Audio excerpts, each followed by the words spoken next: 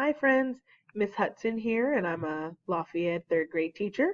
And today we're going to be reading a story from Epic about wedges, which is another form of a simple machine. The story was written by Kay Manolis. The abstract says children will discover how wedges perform jobs for people and how they make everyday life easier. Who wouldn't want it to be easier? Over here we have our table of contents, which is a text feature that tells us what we're going to be learning about. What is a wedge? How wedges work? Examples of wedges, wedges in complex machines. Then we have our glossary, place to learn more, and the index. Well, let's get started. What is a wedge? Well, first, do you like to eat fruit? You use your teeth to bite and chew food, and your teeth are wedges. A wedge is a simple machine.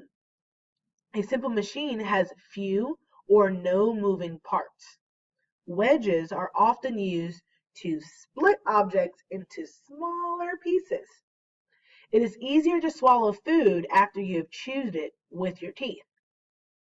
We have a photograph of a lovely young lady eating some watermelon, but we also have a caption that tells us a fun fact. Elephant teeth are the largest teeth in the world. One tooth of an African elephant can weigh 10 pounds. In the metric system, that's about 5 kilograms. Moving an object from one place to another is called work. You use force when you do work. Force causes an object to start moving, stop moving, or change directions. The amount of force you use is called effort. Some simple machines make work easier because they reduce the amount of effort required to do a job. I wonder what simple machine they're using here.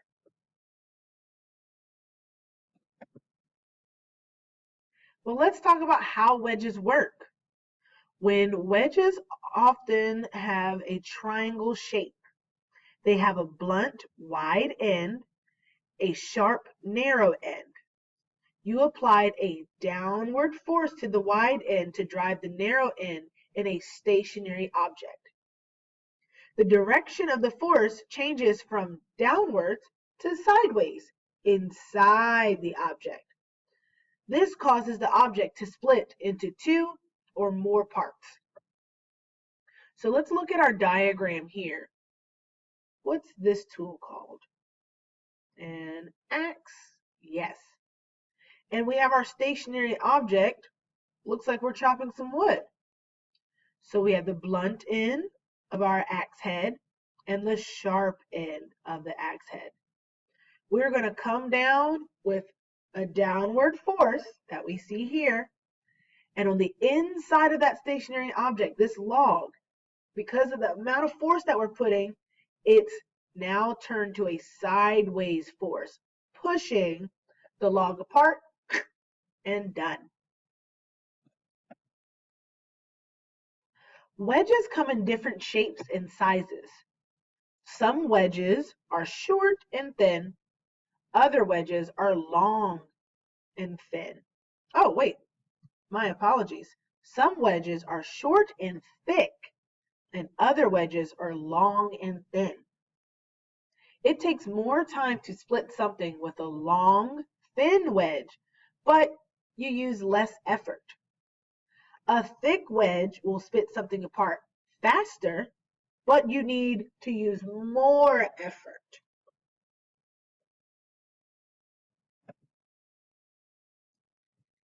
Here's examples of wedges.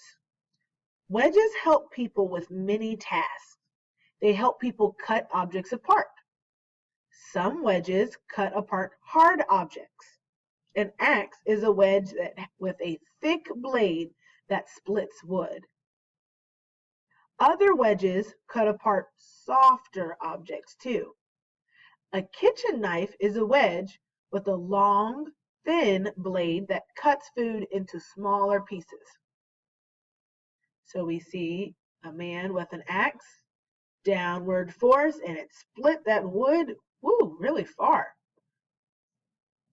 And then here, downward force on the back handle of that knife, and it split our bell pepper. Fun fact, a fork has 4 little wedges that you use to pick up food. You put a downward force, it sticks in the food, and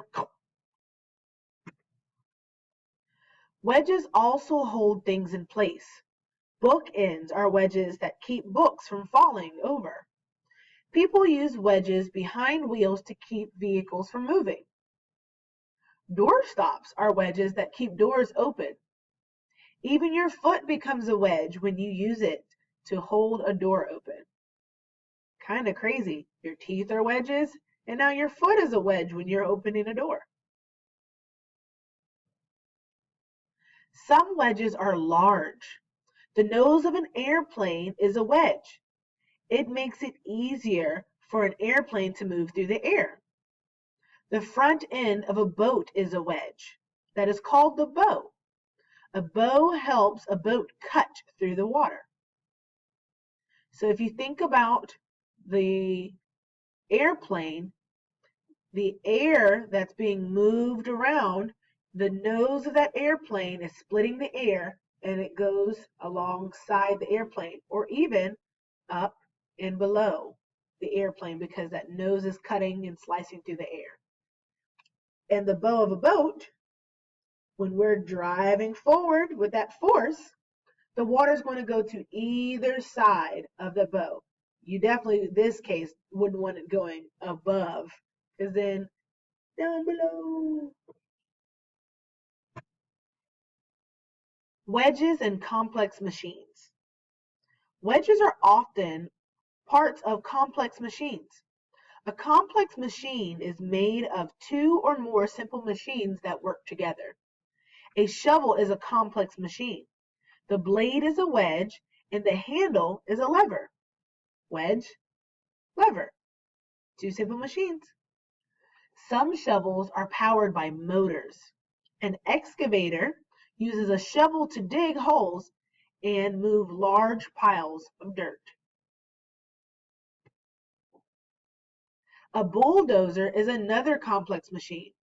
The front end of a bulldozer is a wedge. The wedge is called a blade. People use bulldozers to move piles of dirt, rocks, and other heavy loads. People also use bulldozers to push things down, such as tree stumps. Some bulldozers are so powerful that they use the wedges to push down buildings. Hope you enjoyed learning about wedges. See you next time.